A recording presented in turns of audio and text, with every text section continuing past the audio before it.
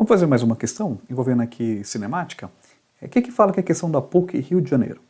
Ele fala o seguinte: o gráfico abaixo mostra a posição em função do tempo de dois trens que viajam no mesmo sentido em trilhos paralelos.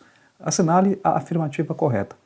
Então, aqui a gente olhando de cara esse gráfico aqui, né? Então, sabemos aqui que no caso seria o trem A e o trem B. E aqui no caso, o que mais que a gente tem que olhar com calma? Que é um gráfico posição pelo tempo, né? Então aqui no caso, essa posição aqui no caso é em metros, e que o tempo estaria aqui em segundos, né? Então é um gráfico posição em função do tempo. E o que mais a gente tem que olhar para esse gráfico? Apresenta uma reta. E se é uma reta, significa o quê? Significa que pode ser movimento uniforme, né? Então aqui no caso, esse cara aqui vai estar em movimento uniforme, porque é uma reta, né? É espaço em função do tempo.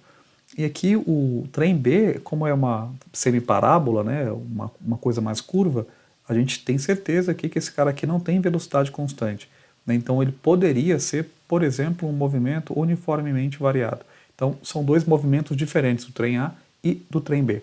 Tá? E aí tem que lembrar, né, quais são as condições para estar movimento uniforme, quais são as condições quando é movimento uniforme não tem aceleração, lembra? A brincadeira é justamente essa. Aqui a aceleração ela é quanto? Ela é zero. E no movimento uniformemente variado, a aceleração é diferente de zero. Então a gente tem que lembrar desses dois conceitozinhos aí, quando se trata de movimento uniforme e movimento uniformemente variado. O que fala aqui no item A? Na origem do gráfico, ambos os trens estavam parados. Eu não tenho como precisar isso, não dá para saber.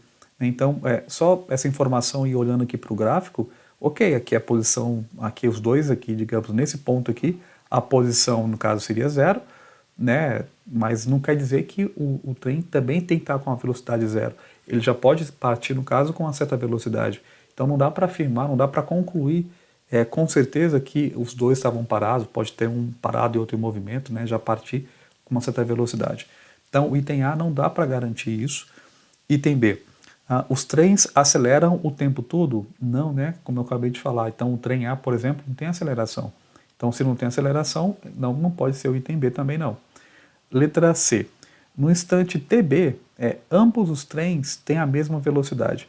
Se a gente olhar aqui, ó, o TB é aqui, né? Então, no item B, aí você pensa, poxa, né? Você pode imaginar isso. Por quê? Porque que a posição dos dois é a mesma, o tempo que demorou foi igual, então a velocidade é a mesma. Então, se a distância, né, a posição final é a mesma, o tempo que demorou para chegar lá é o mesmo, então quer dizer que a velocidade é a mesma?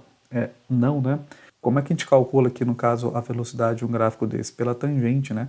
Então, a tangente desse negócio aqui que eu estou tentando desenhar seria a velocidade do trem aqui, no caso. Então, a tangente de θ seria a velocidade. Nesse pontinho aqui, ó, a tangente é quanto? A tangente do item B é zero. Uma tangente de zero é zero, quer dizer que a velocidade aqui é quanto? A velocidade seria zero. Né? Então, tá errado, né? Ambos não têm a mesma velocidade. Aqui no item D, o que ele fala? Ambos os trens têm a mesma aceleração em algum instante anterior a TB. A aceleração de A é zero o tempo todo, né? Então não tem aceleração. Então não é isso não. Item E. Ambos os trens têm a mesma velocidade em algum instante anterior a TB. É o único possível, né? Então, assim, não dá para cravar que antes de TB eles vão ter a mesma velocidade, mas é possível? Pelo menos isso é possível. Né? Então, aqui, por exclusão, como as outras estão erradas, né, o item E é factível de acontecer. Né? Não tenho como aqui garantir isso, mas que é possível, é possível. Né? Um probleminha difícil esse, né? Porque na verdade você não tem uma resposta ali cravada, né? Com certeza que é isso.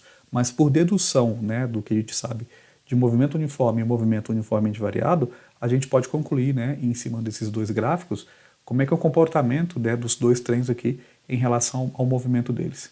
Bacana? Bom, se gostou da explicação, não se esqueça, né, se inscreva aqui no canal para receber novos vídeos que vai te ajudar numa prova de física ou no vestibular qualquer que você for fazer.